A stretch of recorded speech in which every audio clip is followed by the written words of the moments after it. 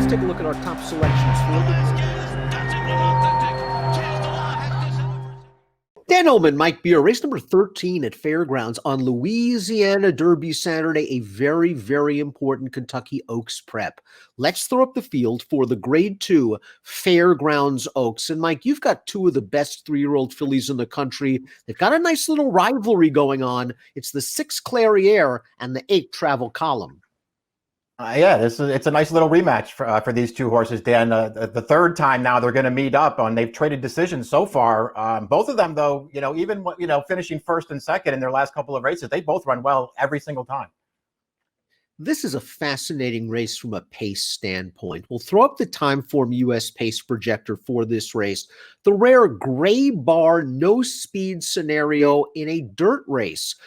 This really helps Travel Column, who in her most recent start was up close to a very fast pace, made the first run into the teeth of it, and then was defeated by a horse Clariere that might have benefited from the fast pace. Could be a completely different pace scenario. I mean, it certainly could be, and it does feel like of the two, Travel Column is the handier horse at this point, Dan. I mean, Clariere so far has been one of those horses who's right from the start, they've been content to take her back and sit a little bit. So that could certainly work against her if the race shapes up like this. A horse that I think can stay a little bit closer to the pace is the number 1 Zagel, shipping in from Gulfstream Park for trainer Todd Pletcher and stretching out around 2 turns for the first time. Let's watch her win in the Grade 3 Forward Gal. She was odds on. This is more of a workman-like performance than anything else for me, Mike. I'm not sure this was the greatest field. I do realize that Hull Bodemeister came back to pull off a big upset over champion Vequist in the Devona Dale with an 84 buyer. Zagel is going to have to run faster than this, though.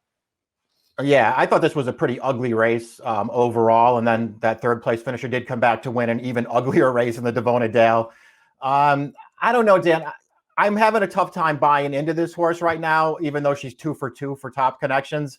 But I will say this, just the fact that Pletcher, that 3-year-old filly division in Florida right now is in a complete shambles. And he leaves there to come here and face maybe the 2 best 3-year-old fillies in the country. It makes him very interesting to me. Unless, of course, he has Malathat ready to go in the Gulfstream Park Oaks off of a little bit of a layup, and maybe he wants to keep them separated. But I think you make a very good point. Zagel could certainly have made hay over a track that she appreciates if she stayed at Gulfstream. Moon Swag is the number 2, and both of her lifetime wins have come at the Downs at Albuquerque, but she has picked up some nice checks, including the third-place effort in the Grade 2 Rachel Alexandra, where she might have had all the best of it from a pace standpoint. Yeah, certainly the race set up very well for her. I mean, I still thought she ran fine to get a piece of that thing, Dan. Not that you want to necessarily compare trips because Clariere just seems like a better filly than her. But Clariere saved all the ground in there. This horse came around wide around that second turn.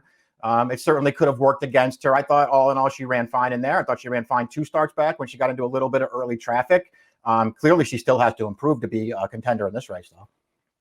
Super Sensational, the number 3, is a very interesting surprise package for Mark Casse and John Velasquez. Both of her wins have come sprinting over the Tapeta surface at Woodbine, but she ran really well, I thought, in her dirt and 2-turn debut in the Silver Bullet Day. I thought it was a race that would springboard her to even better in the Rachel Alexandra. What happened in that spot? She got a terrible trip in that spot. I mean, I don't really know what to say about it. I don't really want to blame the rider because I can sort of understand what he was trying to do in there. But, he lost position early. He stayed off the rail when he could have been in behind the leaders. He stayed off the rail, let the winner come up his inside, got totally shuffled back around the second turn. Then she clipped heels at the top of the stretch. I mean, to me, that race is just a total throwout. The trip did not work out. To me, she had no chance at all in there. And I thought her Silver Bullet Day, even though it looks like a step backward off of her synthetic races, I actually felt like that was a pretty promising effort first time on dirt. Don't be surprised if her new rider, John Velasquez, gets aggressive. He knows how to read the form. This filly has shown a little bit of speed on the synthetic. I think she can be closer than what we've seen recently. Little Tootsie, the number 4, goes out for the owner-trainer combination that scored with Little Stitious in the Beyond the Wire Stakes at Laurel on Saturday. That filly had chased Clariere and Travel Column in her recent starts.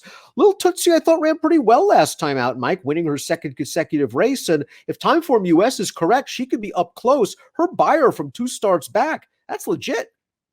No, I agree. I mean, I think she's one of the more interesting, bigger prices in the race, or at least it feels like she could be a bigger price in here. She ran a fast race, breaking her maiden, and that race was basically confirmed. Dan, when the runner-up of that race came back to win her next start by 10 with an 88 buyer, this really stretched out fine last time. I know it was a wet track, but she could get forward in here. She's on a 2-race winning streak. She showed she can get a distance last time. She's interested in here.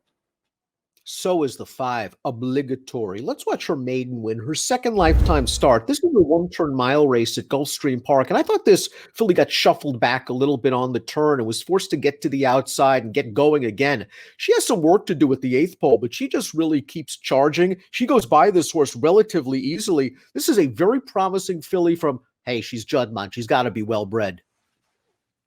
Yeah, agreed. She took a nice step forward here. It's the kind of improvement you could see coming if you watched her debut at Belmont last October, Dan.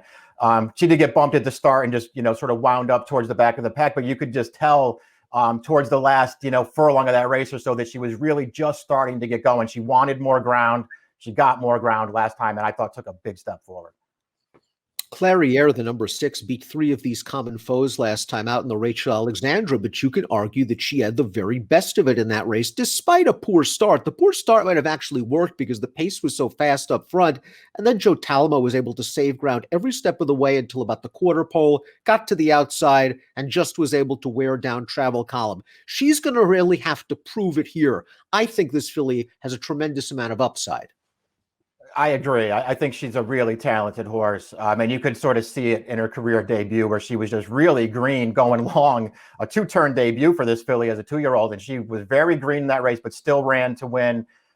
Then even when she lost to Travel Column in the Golden Rod, I mean, you go back and compare trips, and I understand that Travel Column had a little bit of traffic in there, but this filly was wide the entire way, and I thought ran deceptively well. Last time, listen, she gets a lot of credit for me, just for winning that race, but a lot of things did go her way with the pace in front of her. Talamo gave her an absolute expert ride in there, and it might have made the difference. Illman is a stakes winner on turf, stakes placed on synthetic, and made her dirt debut in this race, the Suncoast at Tampa Bay Downs last month. And Illman ran fine, down inside in the bluish hat, going to finish 3rd. Not sure this was the greatest field in the world. She's a solid horse with buyers in her 70s. She's just going to have to take a step forward, and she caught a tough group. Yeah, really, really tough spot for her. She obviously just has to take a huge step forward here. Travel Column completes the field, winner of the Golden Rod 2 starts back. She was in all kinds of traffic trouble that day. She finally got clear. She won it. Some may argue that she simply ran the better race, or as well as the winner in the Rachel Alexandra, because she was up close to that pace in her first start off of the layoff and might have an easier time of it this time around. We take a look at our top picks. I understand that a lot of handicapping angles would lead you to Travel Column over Clariere in this spot. I think Clariere still has a lot of upside. I think she can overcome a slow pace, but this is the acid test for her. And you're going with the price, Super Sensational off a rotten trip. Yeah, I mean, she has to be a price in here.